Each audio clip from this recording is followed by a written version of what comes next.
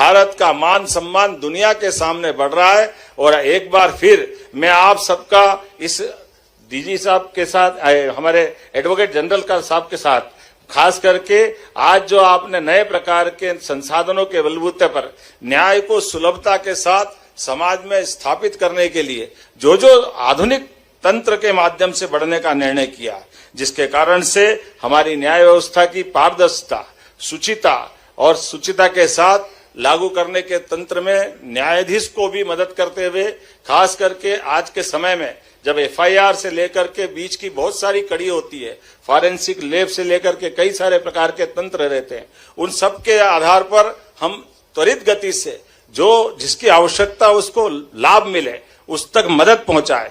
क्योंकि न्याय का मतलब ही है विलंब से छुट्टी, न्याय का मतलब ही है अन्याय से मुक्ति। जब अन्याय से मुक्ति की तरफ, न्याय की तरफ बढ़ते हुए कदम देखते हैं तो आधुनिक संसाधनों के बलबूते पर आगे बढ़ने का महत्व है। और इस बात के लिए पुनः मैं व्याख्यान के माध्यम से, चूंकि यह व्याख्यान हमारे बीच एक संदेश देगा कि हाँ, हम रानी दुर्गावती की नगरी से इस न्याय की बात कर रहे हैं। और कई कारण से जबलपुर तो और भाग्यशाली है। मां नर्मदा की धारा, यद्यपि पूरी धारा लगभग 2500 किलोमीटर तक जाती है, लेकिन मां नर्मदा का आशीर्वाद अगर किसी नगर को मिला है तो जबलपुर को ज्यादा मिला है।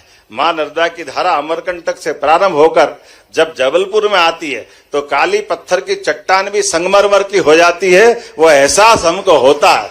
वो उज्जवल धवल धारा हमारी निर्मलता की, शुचिता की और मां के आशीर्वाद की कहानी कहती है। आज के इस अवसर पर मैं पुनः आप सबका वंदन करता हूं, अभिनंदन करता हूं। बहुत बहुत धन्यवाद। भारत माता की जय।